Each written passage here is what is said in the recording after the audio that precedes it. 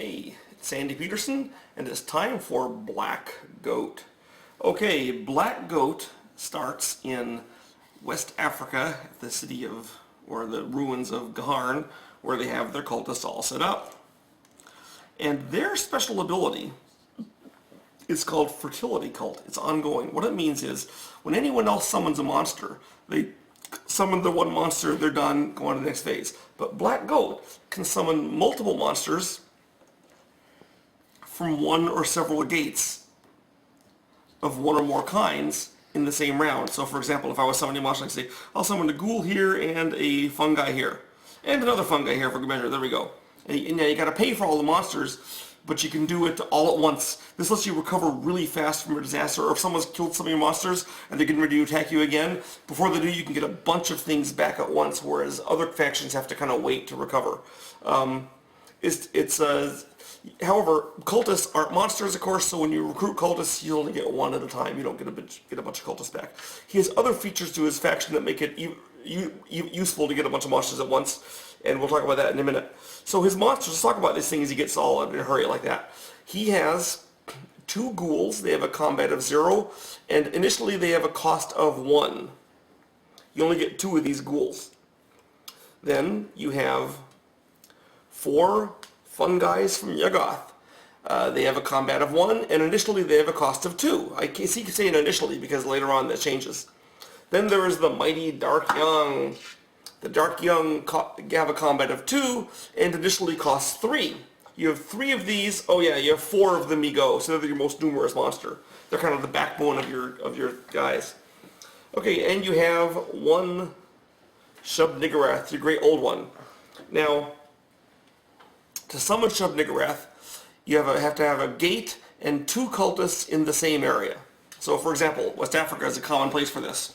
Now what happens is you remove 2 of your cultists, you pay 8 power, and you place Shub-Niggurath. Now, Shub-Niggurath, the Cult of Black Goat is pretty much all about killing your own cultists for rewards, and this is just the tip of the iceberg. To summon Shub-Niggurath, you lose 2 cultists. So although it only costs 8 power, he sort of costs 10 power because you have to get the cultists back eventually. Note that, interestingly, this is, besides the King in Yellow, this is the only Great Old One that you can normally summon the very first turn. Now if you do it, it's the only thing you get to do that whole turn, but hey, you got Shub-Niggurath. I would say that my playtesters do this about 30-40% of the time. The rest of the time they do a more normal opening, but there he is. Black Goat right there at the start, a terrifying Great Old One. Now, his combat ability is equal to the total of his gates plus his cultists. So for example, in this situation, if this was the whole map of Black Goat stuff, he would have 4 cultists and 2 gates, so that's a combat of 6. Typically his combat hovers around 7 to 9. It can be lower, it can be higher. His theoretical maximal is 15. I don't think I've ever seen it there.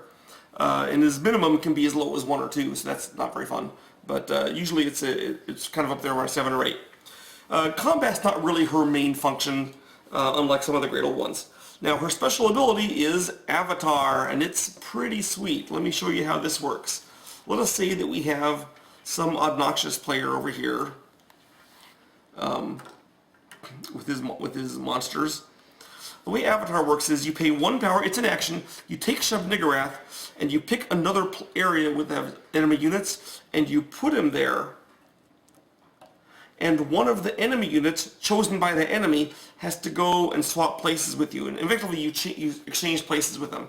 If you do this with an area where they only has 1 enemy, like say there's a cultist all alone here, you go and swap, then the cultist has to go back and live here with, you know, your monsters and stuff and get captured, and hey, you're here, and there's no one around, you can recruit a cultist. And you always have cultists in your pool when you're Shub-Niggurath because they're always dying. So you got kind of... Now let's say that instead he has a monster guarding his gate. Now he's safe from you, right? Not exactly, because you swap here and now he has a choice. Either he sends his Nori over here, leaving the cultist behind to be captured by you and then replaced, or he sends the cultist away, and now now the cultist in danger. If either he saves that cultist, or he's going to recruit a new cultist here, in which case you'll just capture that. No matter what, you can pretty much take the gate. Now there's a little risk because he's out there all alone with bad guys after him, so you have to use this carefully. It's way good in the early game. Later in the game, you have to plan your avatars a little more. In fact, what usually happens in the later game is you have your Shub-Niggurath sitting over here kind of hanging out and looking cool, and then suddenly Cthulhu comes to kill you. So on your turn, you avatar away, far across the map for 1 point, and swap with one of your own units or an enemy's, going back there, and those guys can then be there for Cthulhu to worry about while you are gone away. So it becomes an escape route in the late game, but it's a source of attacking and capturing gates in the early game. That's Avatar, very handy ability. The best Shub-Niggurath players, or Black Goat players, can use that to great effect. His spellbooks, or her spellbooks, it's a girl after all, see? If she had eyes, she'd have mascara. Okay, first, have units in 4 areas. You have a number of spellbooks that help you get units in those 4 areas. Basically, if there's 4 areas of Black Goat units, like for example, here I have them in 3 areas. If I move this guy here, poof, I got him in 4 areas. I got that spellbook. Second, have units in 6 areas. Works the same, so we gotta have units in 6 areas. Third, have them in 8 areas. This doesn't happen for a while, but eventually you can pull it off. Now, a mistake early beginning players often make is to try to get these 4 or 6 areas on the first or second turn, spreading their guys really thin. When you're spread really thin, then you can get picked off by all the enemies, so I recommend against that. I would recommend building up in a more steady race. Maybe get 4 the second turn, then 6 the next turn, and so forth. Now, another thing is they get a spellbook if they share areas with all enemies. This doesn't mean they have to, let's say you're playing against white, green, and yellow. This doesn't mean you have to be in one area with all 3, okay? It could be like this. Here you have a unit in an area with green, a unit in an area with white, and a unit in an area with yellow. Now you've shared with all areas. Now, one of the advantages of Shub-Niggurath is she can often get multiple of her spellbooks at once. So for example, she can go to 6 areas and share with everyone at the same time that gets her 2 spellbooks. Another advantage is that she can often get her spellbooks during an enemy's turn. For example, let's say she gets attacked here, and she gets a couple of pains. Well, she could pain away in such a way as to increase the number of areas she's in. And thus, you know, earn a spellbook. That's pretty handy. I've seen both these things done. Now, the next thing is, as your action, eliminate cultists in 2 areas. So, you can use this even defensively. And this gives you a spellbook. Your action is, I take off 2 cultists, I get a spellbook. So for example, say that it's right here, the king in yellow has just come, and his plan is obviously to capture your cultists. So on your turn, you could move him out, or try to move Avatar Shub-Niggurath there, or something. But instead, you say, hey, you know what, I'm going to get this spellbook, I'll remove 2 cultists. I'll remove this cultist, and this one. There, I get a spellbook, I'm safe from being captured by you, and you can just go hang. So that's another, can be used a lot of different times. I recommend against using this, even though it costs 0 power, and then after that summoning Shub-Niggurath on the very first turn, because you end up with only 2 cultists and 1 gate and like almost no power, and that's depressing. So I would recommend splitting those up over a couple turns. Final spellbook, Awaken Shub-Niggurath. Everyone gets a spellbook for the Great Old One. Okay, there are spellbooks. First is Frenzy. Your cultists now have a combat of 1. There's a lot of ways this can be handy. Let me give you one. Let's say that the white player here has gloriously got himself a base. It's early in the game. You move a cultist in there. He laughs at your cultist. What are you going to do? And your answer is, I'm declaring combat. You then roll your die. You got a 50% chance of scoring a pain or a kill, in which case he has to retreat or leave, and then you can just walk onto the gate. And that's just a cultist. You know, another use is that when someone comes to attack you, your cultist can attack them back and drive them out. Like you start an area with a couple of cultists, a monster comes in thinking, aha, I'm going to be capturing you guys. Say, I declare combat, I roll 5 dice. You're probably going to leave the monster behind. Even if the enemy is smart enough to come with a few dice, and you have monsters too in that case, then it always adds 1 or 2 dice to the combats you have in any area, and that so it accumulates throughout the course of the game. So Frenzy is a very useful ability. Next, Necrophagy. This is the Ghoul spellbook. Okay, here's what it does. When anyone fights, it can be you even, okay? Let's say we have a combat over here in North America between Yellow Sign and Cthulhu, okay? At the end of the fight, after all the damage is done, you can move a ghoul from the map into the fight area, or 2 ghouls. For each ghoul you move in, each side in the fight gets an additional pain. So for example, let's say there was a fight here, and Yellow Sign managed to pain away the ghoul and didn't take any damage. You then use Necrophagy pop in the ghoul, the Shoggoth. You pop in your ghoul, and the yellow sign takes an additional pain. They have to pain out the Byakhee or the king. Either way, they're sad. And you also got your ghoul in a new area, and sometimes, quite often what happens is there'll be a big fight somewhere, and all the cultists will be driven away, and then your ghoul will pop in, and hey look, you have a ghoul in the area with an empty gate, and you can summon your own cultist there and take it over. You can do it even if you're in the fight. So for example, here's a fight between you and Yellow Sign, and at the end of the fight, like, you know, your guy's driven out, and he's not driven out, but then, because they came to fight you, he kicks your guys out of the area. Well, you have necrophagy, so a ghoul who wasn't in the fight teleports there, pains one of his guys out, and you retain the area. So you're really hard to uproot from an area. You're like a fungus infection. They can't get rid of you. You can always move a ghoul back in and take it over. And ghouls are very cheap, so you don't really care if they get killed. Okay. Necrophagy. Groth. Groth is more of a mid to late game ability, and it's the one that you get for your amigo. The way it's an action, it costs 2 power. The way it works is you count out how many areas you have fungi in. So for example, if this was your layout, you have a fungi in 3 areas. If you also had a 4th fungus like this, you still only have them in 3 areas. So you need to spread out to use this ability. Okay? You roll a die. If you roll higher than the number of areas where you have fungi, you get nothing. You just blew 2 power and got nothing for it. But if you roll equal to or less than the number of areas where you have funguses, then that is the number of cultists the enemies have to lose between them. So say you had these 3 areas, or say you had 4 areas, usually you wait till you have 4, sometimes with 3. You roll a 3. Your enemy players now have to lose 3 cultists between them.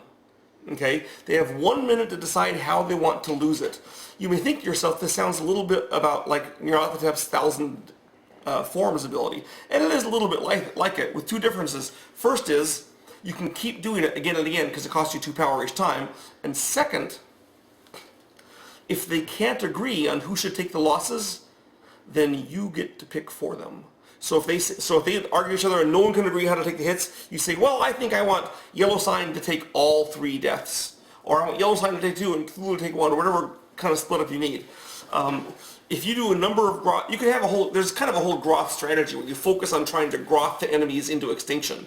And then they have to spend their whole next turn getting back their cultists that you've Grothed away. So it's sometimes also the players can tell who you actually intend to kill with Groth. Like they're sitting there saying, well, Cthulhu's got the most Doom points, or whoever it is. It says, he's not going to get me, I refuse to lose any cultists to Groth. And then when it's your turn, you can then inflict all the losses on Cthulhu. And, or not, depending on how big of a pain you want to be to them. So that's Groth. It's Death Center above, kills units without having to go to combat. And since you don't actually have any combat abilities, I mean you have Necrophagy, but that's really post-combat, and it's not even your fights usually when you use it, so you're not really a combat thing. Next, one of the best spellbooks in the whole game is the spellbook for the Dark Young. It's not combat, it's called the Red Sign, and what it does is, it lets these monsters occupy gates like a cultist, build gates like a cultist, and give you 1 power during Gather Power like a cultist. They're not a cultist in other ways. For example, they can't be captured like a cultist, that kind of, any spellbooks that affect cultists don't affect them. So now one common way it's done is, let's say you have a cultist here and you summon a Dark Young. Here he is. You pay your money for the Dark Young, he's in the area. If you have a red sign, you can actually summon the Dark Young right on top of the base, like the gate, like that. And your cultist hops off, put him on. Now he's guarding the gate. One of the reasons this is really useful is because a Dark Young guarding the gate, even if he's all alone, he can't be captured. He's not a cultist, right? And he's immune to things such as Cthulhu's dreams, because, again, not a cultist. So, one of my sons likes to do the thing of summoning a Dark Young in an area, like this, and then marching it into the adjacent area, and then have him build in the gate. So the Dark Young lets you keep a significant footprint on the map with lots of gates, even when your cultist numbers is kind of low, because you kill them to summon Shub-Niggurath, you kill them to get your spellbooks, and you kill them with one of the other spellbooks we're going to talk about right now, which is Blood Sacrifice. If Shub-Niggurath is in play during the Doom phase, you pick up one of your cultists, kill him, and you get an Elder Sign. So basically every Doom phase that you have that spellbook, you're killing a cultist to get an Elder Sign, so you get an extra Elder Sign every Doom phase, which is pretty nice. And there's another reason that you're glad you have the Dark Young to take over the gates for you, because your cultists are constantly being dead. I've seen Black Goat knocked down to only his 3 Dark Young and gates, but that's not too bad, because it's still worth 9 power for him. And he can start recruiting the cultists again and get more stuff done. Okay, his last spellbook is for Shub-Niggurath, and this is the spellbook that is very often picked the very first one when you summon him. And what it is... What? Her, sorry. The 1,000 Young. And what it is, if Shub-Niggurath is in play, ghouls, fungi, and Dark Young cost 1 less power each to summon. That means ghouls cost 0. Fungi cost 1. And Dark Young only cost 2. That's a bargain. And remember that this means you can summon every single monster you have in your entire pile for just 10 power. All at once. Also, you can trickle it out. For example, let's say that you aren't sure what to do, you want to delay decisions. Well, round 1, summon 1 ghoul, cost you 0. You don't spend any power, you wait and watch. Then the other way to do things. Then round 2, you summon another ghoul, cost you 0. Sit there and watch. Round 3, maybe you do the get the spellbook where you sacrifice 2 cultists and pay nothing, or whatever. Now, another use for the ghouls is whenever you take their cheap hits in combat. For example, remember Cthulhu has the Devour ability before combat? Ghouls were born to be the guy you pick for your Devour, because they cost 0, so... And you kind of like it when they're killed, because then you have them available to resummon for nothing. And that's really great. So you have cheap monsters, you can get lots of them. They're not all about combat, they're all about other functions. You do have some, I guess I said he had no combat abilities, but really he has one. He has the Frenzy, whereas cultists are worth 1 in combat. So, for example, here in this area, if this was your layout on the whole map for Shub-Niggurath, he has 4 cultists, 2 gates, that's worth 6 dice. He has 1 more for this, he's worth 6. 7 for that, and then you have 4 cultists, or 3 cultists, 7, 8, 9. That's 10 dice in that area. Plus you have a free ghoul to get killed if someone comes to fight you. That's actually a pretty decent defense. So there's Shub-Niggurath, avataring around the map, brothing from above, having monsters that are impossible to get out of the area because they keep popping in, or they're Dark Young that can't be captured, or they're necrophiing ghouls. And they're so cheap to get back. You go in there and kill a bunch of his monsters, next turn they're all there again. It's really obnoxious. And that is Shub-Niggurath.